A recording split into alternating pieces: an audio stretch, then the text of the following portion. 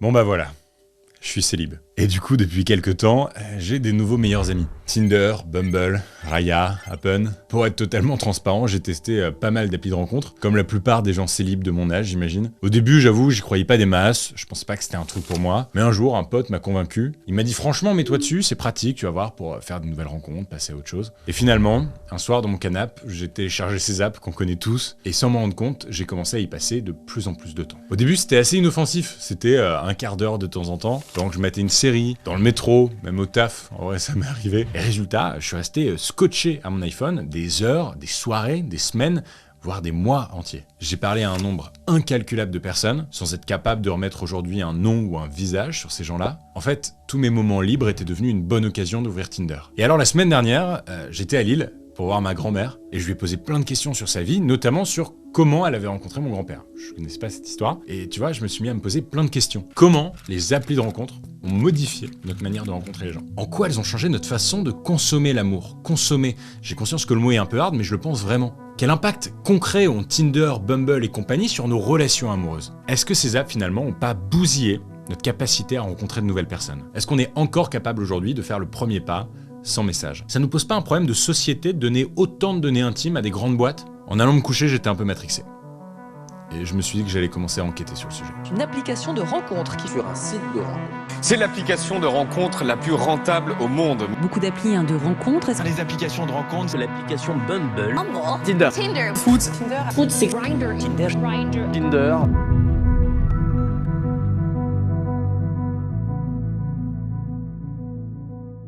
Bon, j'ai un peu avancé et je me suis posé la question de comment on faisait des rencontres avant. En fait, avant, pour rencontrer quelqu'un, c'était quasi exclusivement dans la vraie vie. C'était via les potes, la famille, le taf, la religion. Les couples se rencontraient dans les bals publics, au parc, à la messe. Mais il existait aussi, déjà, des agences matrimoniales ou carrément des petites annonces dans les journaux. Jeune homme très sérieux, 29 ans, ayant dot et avenir, connaissant culture, désire trouver mariage avec jeune fille ou jeune veuve, ayant parents établis dans la culture. Waouh, ça fait rêver.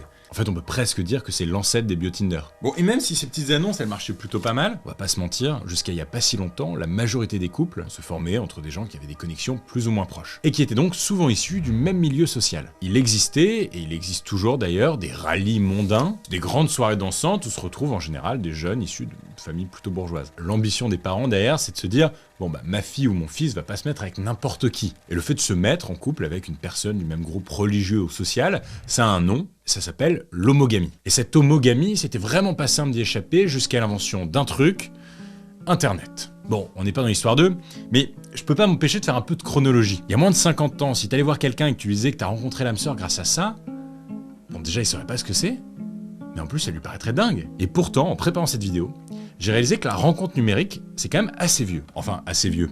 Le concept de vidéo dating date des années 80. On perpétue la tradition des petites annonces, mais cette fois-ci, on le fait face cam. Je m'appelle Françoise. Je suis ce qu'on peut appeler en termes marketing une jeune femme superbe de corps et d'esprit, paraît-il. Je m'appelle Jean-Claude, j'ai 30 ans. Je suis célibataire, je mesure 1m73. Je m'appelle Chantal. Bonjour, je m'appelle Emmanuel, je suis célibataire. Bonjour, j'ai 28 ans.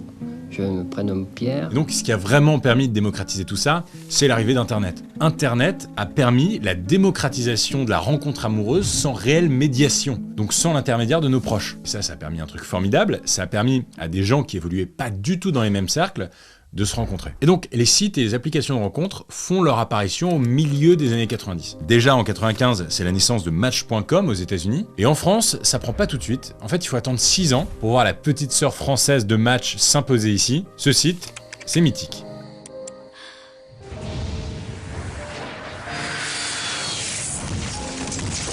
Mythique.fr. Pour faire des rencontres, on ne fera jamais mieux. Mythique.fr, rencontre sur Internet. Alors les années passent, Internet s'implante durablement dans nos vies, et au début des années 2000, les premiers smartphones font leur apparition dans les rayons. Au même moment, les applis de rencontre voient le jour. La toute première, on peut considérer que c'est Grindr, une appli de rencontre pour la communauté LGBT qui a débarqué en 2009. 3 ans plus tard, le principe se démocratise et s'étend à toutes les orientations sexuelles, c'est la naissance de Tinder. Bon après au début, les applications de rencontre, c'est souvent perçu comme un truc de geek ou de loser. Les gens qui sont dessus sont souvent stigmatisés. Au début des années 2010, on se vantait pas trop d'y être. Alors que bon, aujourd'hui c'est un peu un standard quoi. Ça s'est complètement démocratisé.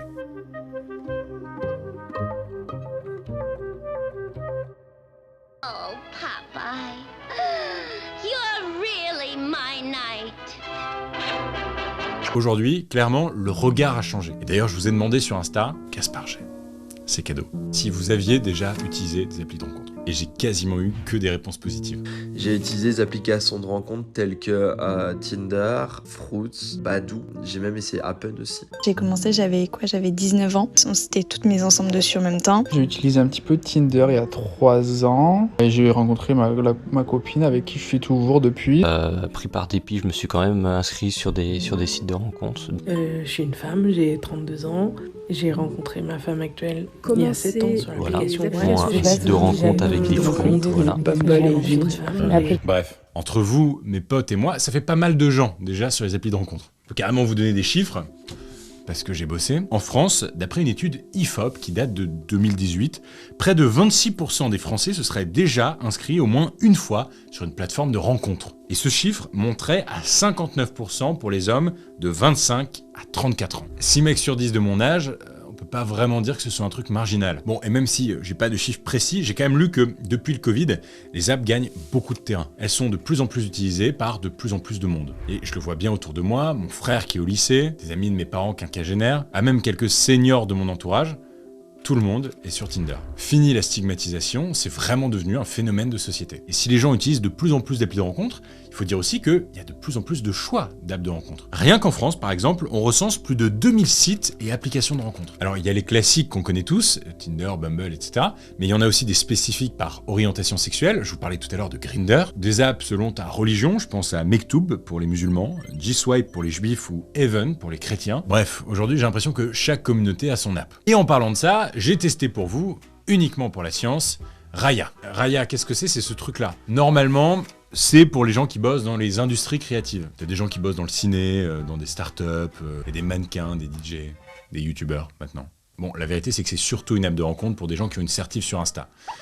C'est imblairable, mais je l'ai fait. J'ai arrêté parce que ça me plaisait pas.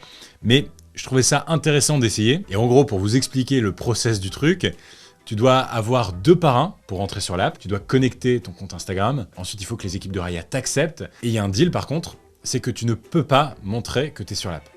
Enfin, tu peux pas prendre de photos, tu peux pas screener les gens que tu rencontres sur l'app. Sinon, tu as une notif avec ton adresse IP, et on menace vraiment de te ban du truc. J'ai déjà essayé. Donc Raya, la communauté qui vise, c'est les gens un peu famous. Moi j'étais vraiment dans le bas du classement. Sur l'app, j'ai rencontré... j'ai vu j'ai reçu un message de... Et là, si quelqu'un lit sur les lèvres, je suis mort. Mais j'ai arrêté. Parce que la vérité, c'est que c'est très dur de matcher quand t'es dans le bas du panier. Évidemment, parmi toutes ces applications, il y en a une qui se démarque des autres. Tinder. Pas la chanson de Kesha.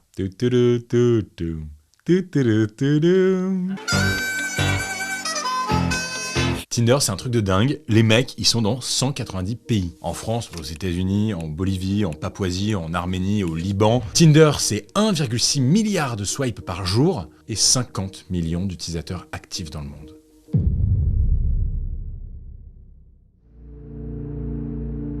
Ah bah si ça continue, nous, vous ça savez, n'existera ça plus. sera pas beau à voir. Non. Ça n'existera plus là-bas. Hein. Ça n'existera plus. Non. On gâche tout. Tous les sentiments sont gâchés. C'est l'animalité maintenant. Bon, ça va vous? Moi, ça fait quelques semaines que j'enchaîne les dates. Et voilà, je vous dis la vérité, j'ai pas l'impression de rencontrer grand monde. En fait, c'est vraiment frustrant, j'ai l'impression de rencontrer personne. Je swipe, quand je match, je suis content, j'organise des verres avec des meufs que je reverrai sûrement pas. Alors au début, c'était cool, hein, c'était marrant, c'est devenu une vraie habitude dans mon quotidien. J'ai réalisé que ce moment de kiff était devenu presque un moment de contrainte. Et sur Insta, vous êtes beaucoup à m'avoir dit que vous aviez ressenti un peu la même chose. Je vais tous les jours sur Tinder, tous les jours sur Grindr, et à chaque fois que je sors de l'application, j'en ai marre, je souffle. On n'arrive pas à désinstaller les applis, parce que même des moments où je ne voulais plus y aller, où je ne voulais plus faire des dates, etc., virtuellement, etc., ça me saoulait. Je gardais ce truc sur mon téléphone. Il y avait cette envie en moi beaucoup trop forte, et donc je remettais l'application. Cette addiction de forcément vouloir tout le temps matcher avec des gens, parler à des gens, voir le plus de gens possible. Un jour sur 3, j'enlève l'application et le lendemain ou dans la journée, dans la même journée, je peux le remettre. On se prend très rapidement au pli de swiper, on apprécie d'être liké, ça peut devenir vite un jeu. C'est horrible en fait quand j'entends ça. J'ai voulu comprendre pourquoi ces apps, notamment Tinder, avaient autant d'impact sur mon moral et celui des autres. Et moi au début, franchement, j'y croyais. Je pensais qu'au bout d'un moment, à force de swiper, j'allais finir par rencontrer quelqu'un, qu'on s'échangerait des messages, qu'on organiserait un premier date, mais qu'en tout cas, à un moment donné, il y allait avoir une fin à ce petit jeu. Qu'à un moment donné, j'allais supprimer ces apps de mon téléphone. Mais non, c'était trop beau pour être vrai. Les apps de rencontre, leur but, c'est pas qu'on les désinstalle hyper rapidement. J'ai vu l'autre jour que c'était le slogan de Hinge. L'appli de rencontre conçue pour être supprimée. Le but final de ces apps, c'est pas qu'on rencontre l'amour en un claquement de doigts. C'est qu'on garde ces apps durablement sur nos téléphones pour pouvoir leur générer du profit. Tinder, Bumble, Raya, Hinge, Fruits, toutes ces apps sont des entreprises. Et des entreprises plutôt rentables. Derrière la plupart des applications de rencontre que vous connaissez, il y a un gros groupe américain. Match, c'est une entreprise américaine qui est propriétaire de Tinder, Mythic, OkCupid ou Hinge, pour ne citer que. Et ce groupe gagne beaucoup d'argent. Et j'ai les chiffres sous les yeux. En 2020, le chiffre d'affaires annuel de Match.com a dépassé les 2 milliards de dollars. Et Tinder, qui fait partie du groupe, n'y est pas pour rien, puisqu'en 2019, Tinder a tout simplement détrôné Netflix et est devenu l'appli la plus rentable hors jeu sur l'App Store ou le Google Play Store. Les apps de rencontre n'ont pas pour but premier de vous faire rencontrer l'amour. Par contre, elles rapportent du cash. Mais à quel prix ?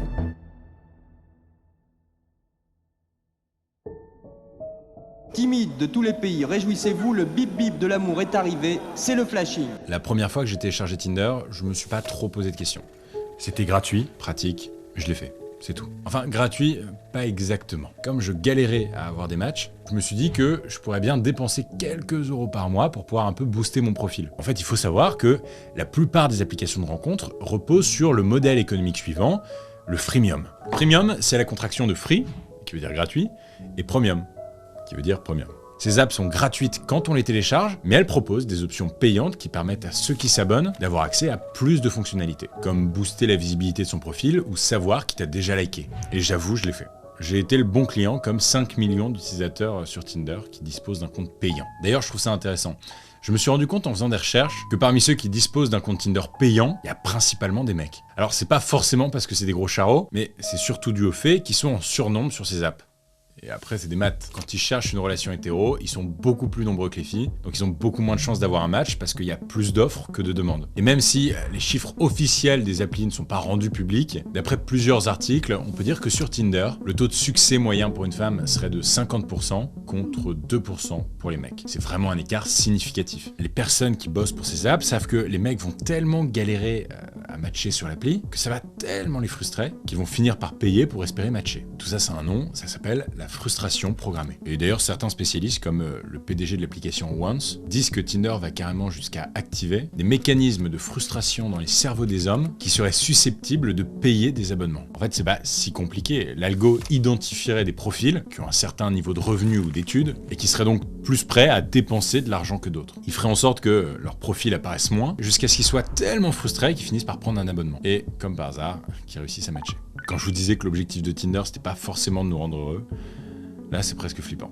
Mais en fait, pour gagner de l'argent, les créateurs des apps ne comptent pas seulement sur le fait qu'on finisse par se prendre un abonnement, mais aussi sur le fait qu'on reste un max de temps dessus. Pour commencer, les designers d'apps reprennent pas mal de mécanismes qui existent déjà dans les jeux vidéo ou les jeux d'argent. Le but, c'est qu'on prenne du plaisir à se connecter, qu'on ait presque le sentiment de jouer en swipant de droite à gauche. D'ailleurs, rien que quand on regarde le design de certaines applis, ça ressemble clairement à un jeu. Je pense par exemple à l'application Fruits avec ses petites emojis de fruits là. Ça fait vraiment penser à Candy Crush. Les couleurs, l'univers pop, on est sur un design presque de jeu vidéo. Mais en dehors de l'interface des apps, c'est surtout les mécanismes des apps qui permettent de nous garder captifs que je trouve intéressant. Et parmi eux, il y a un mécanisme bien connu aujourd'hui, celui de la récompense aléatoire. En gros, quand on réalise une action qui nous procure un plaisir immédiat, alors à ce moment-là, notre corps sécrète une molécule qu'on appelle la dopamine, ce qui va nous pousser en fait à répéter l'action ultérieurement. Par exemple, quand on mange un bonbon, ça nous procure immédiatement du plaisir, on libère de la dopamine et on a envie d'en manger d'autres.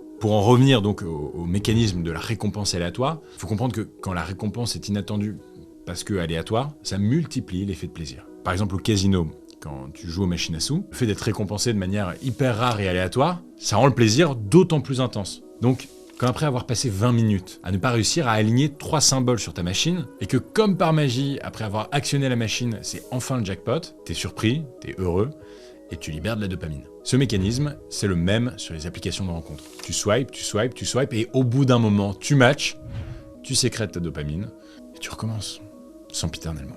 Et c'est comme ça que, sans s'en rendre compte, on passe un temps phénoménal sur les apps. On attend cette petite décharge de dopamine, ce boost émotionnel. D'ailleurs, selon une étude d'une grosse boîte de com française qui s'appelle BETC, 36% des utilisateurs d'appli seraient plus intéressés par le fait de recevoir des matchs que par faire une rencontre. On développe parfois un besoin presque viscéral de matcher, de plaire à des inconnus qu'on va probablement jamais rencontrer. Et ça peut devenir très problématique. Dans une étude IFOP, parue en 2018, 30% des personnes interrogées avaient avoué avoir déjà ressenti une forme d'addiction aux sites et aux applications de rencontres. Alors, c'est pas forcément facile de décrocher, mais l'addiction aux applis n'est pas le seul problème. En vérité, c'est seulement la face visible de l'iceberg. Il n'y aura pas de l'amour en l'an 2000, ce serait plutôt un ordinateur qui distribuera plus ou moins L'amour, la sensation? Oui, la sensation. Un ordinateur? Et tout serait programmé là. Vous êtes certain? Ouais.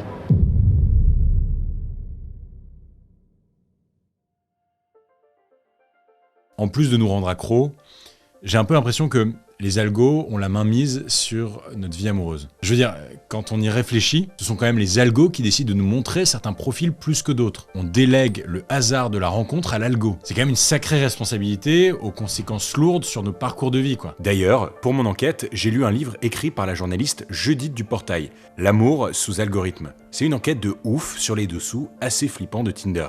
Et j'ai trouvé son contact. Alors je me suis dit que ce serait pas mal de lui proposer un café, et elle a accepté. Alors ça s'appelait un Hello Score. Alors Hello, ça veut pas dire hello, ça vient du nom d'un mathématicien hongrois qui s'appelait Arpad Hello, qui avait développé dans les années 70 une technique de classement des joueurs d'échecs. Et Tinder au début, l'avait un peu pompé quoi. Et en gros ça fonctionne, c'est assez simple comme fonctionnement au final. C'est quand tu es un joueur d'échecs et que tu gagnes contre un joueur qui est très bien coté, tu gagnes des points. Ouais. Sur Tinder, ça veut dire si tu gagnais contre un joueur très bien coté, ça veut dire si tu matchais avec une personne très matchée, donc considérée comme désirable, tu gagnais des points, tu montais, ta cote montait. Mais et aux échecs, si tu perds contre un très mauvais joueur, tu dégringoles. Et sur Tinder, si une personne considérée comme médiocre, donc peu matchée, donc peu désirable, te swipait à gauche, et ben tu dégringolais aussi. Et ça avait une influence sur les gens qu'on te montrait, etc. etc. Et moi, ça m'avait rendu... Enfin, moi, à l'époque, ça m'avait révoltée d'être notée à mon insu sur mon physique. Ça m'avait rappelé quand j'étais au collège, et je me souviens, il y avait un mec dans ma classe qui s'appelait Tristan, je m'en souviendrai. Tristan. Qui avait noté toutes les filles, enfin, comme il y a plein de mecs qui font ça au collège. Et quand j'avais appris ça, j'avais regardé mon téléphone et je m'étais dit, mais putain, Tristan, maintenant, il bosse chez Tinder, et il me bosse et il me note à mon insu, quoi. Enfin, ça avait réveillé plein comme ça de sentiments d'injustice et de colère que j'avais pu avoir dans ma vie, d'avoir été sans cesse évaluée que sur mon apparence. Et ça avait donné naissance du coup à cette enquête. Et quand le livre est sorti, Tinder a reconnu avoir utilisé le Hello Score, mais a déclaré l'avoir abandonné. Et t'y crois ? Moi, je pense qu'ils ont fait un truc pire à la place, mais ouais, c'est ça, c'est pas des anges.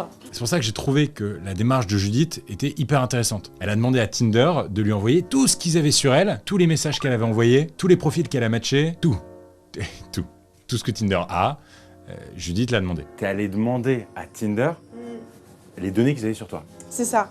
Comment ça s'est passé ? Il m'envoie un mail comme ça, avec un fichier joint, et en me disant voilà toutes les informations que Tinder possède sur vous. Okay. Quand je l'ai ouvert, il faisait jour, quand je l'ai fermé, il faisait nuit, parce que ce fichier il faisait 804 pages. Il y avait 804 pages de données sur toi. Ouais, c'est ça, que Tinder avait accumulé. Donc au début, il y avait toutes les données que tu pouvais aspirer via Facebook, via Instagram, etc. Mon nom, mon âge, mes centres d'intérêt, où est-ce que j'avais fait mes études, combien de fois je m'étais connectée à Tinder. Et puis il y avait aussi toute la liste de tous mes matchs. Et là, alors, pour moi, si on m'avait demandé à cette époque avec combien de mecs j'avais parlé sur l'app, sincèrement, j'aurais répondu, je sais pas, j'ai dû échanger avec 30, 35 personnes. Et en fait, j'avais genre 842 matchs, quoi. 842 matchs okay. Mais après, dit comme ça, on a l'impression que t'as plein de trucs où t'as des conversations mortes-nées où tu dis hello, salut, enfin... J'ai pas raconté ma vie à 842 personnes avec une connexion hyper profonde.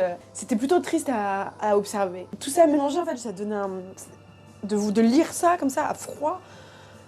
ça a été une expérience qui m'a beaucoup fait réfléchir et beaucoup fait avancer quand même. Bon, moi j'ai pas fait la même demande que Judith, donc je sais pas avec combien de personnes j'ai matché. Mais j'imagine qu'il y en a quand même un certain nombre. Alors même qu'au final, j'ai pas parlé avec tant de personnes que ça. En fait, il y a cette idée sur les applis que si t'es pas satisfait à 200% par quelqu'un, tu trouveras toujours mieux sur l'appli. Et le problème c'est que au final, tu continues toujours à chercher mieux et donc à ne pas faire de choix. Ça a un nom, c'est ce qu'on appelle le paradoxe du choix. En fait, on a tellement d'options devant nous que parfois, pour un oui ou pour un non, on se met à plus répondre aux gens. On les ghost.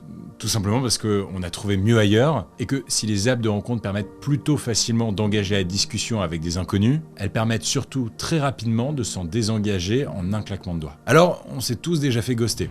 C'est pas très agréable, mais il faut comprendre que les applis peuvent aussi renforcer un comportement toxique. Pour vous donner une idée, dans une enquête UFC Que Choisir qui date de 2019, vous savez, c'est l'asso qui défend les consommateurs. Une femme sur 3 disait avoir été victime d'injures ou de menaces sur une appli de rencontre. Ça fait vraiment beaucoup et malheureusement, ça m'étonne pas tellement. On entend de plus en plus d'histoires d'incels, des mecs involontairement célibataires qui ont tellement la haine de pas trouver l'amour, qui finissent souvent par développer une haine de l'autre et souvent une haine des femmes. J'ai des potes parfois qui m'envoient des messages qu'elles reçoivent sur Tinder et franchement, c'est hallucinant. Quand on se met sur une appli de rencontre, de base, c'est pour passer un bon moment. C'est pas pour se harceler. Et c'est pas non plus pour se faire avoir par une entreprise à qui on confie nos données.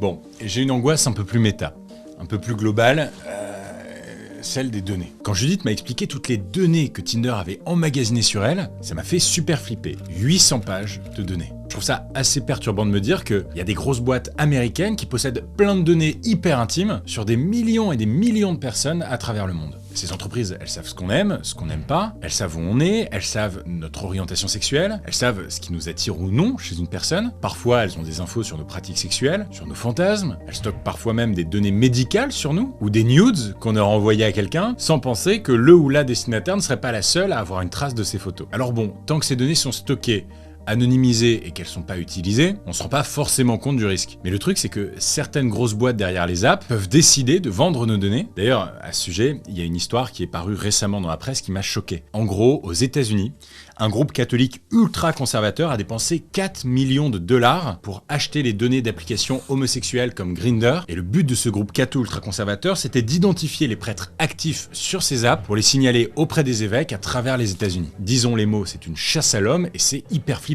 Ce qui prouve bien que ces applications de rencontre, en vendant nos données, ne veulent pas toujours notre bien. En tout cas, c'est clairement pas leur prio. Notre bien vient après leur profit.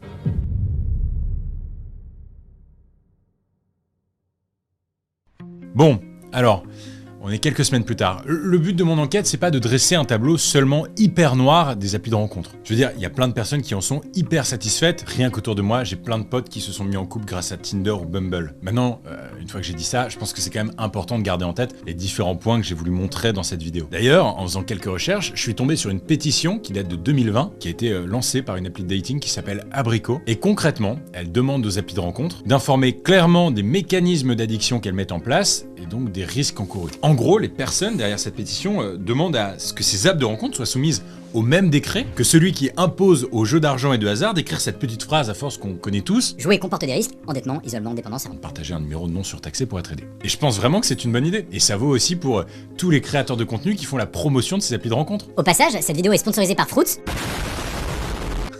Et puis, je crois aussi que pour avoir une consommation responsable des applis, c'est important de savoir ce qu'on cherche avant de les télécharger. Ça peut paraître comme du bon sens, mais je pense que c'est important. Moi, en tout cas, quand je me suis mis sur les apps, j'avais pas vraiment défini mes objectifs, et vraiment, je pense que j'aurais dû le faire. Alors, oui, c'est possible de bien utiliser les applis de rencontre. Mais n'empêche que j'ai découvert qu'il y a quelques années, il y a une enquête qui a été réalisée, seuls 39% des utilisateurs sont satisfaits des apps de rencontre. C'est l'un des plus mauvais scores de l'histoire des enquêtes de l'UFC Que Choisir. Je veux dire, quand on tape sur Google « Tinder makes me », donc Tinder me rend ou Tinder me fait. Les premières suggestions sont Tinder makes me depressed, Tinder makes me feel ugly, Tinder makes me feel bad, worthless, anxious, lonely.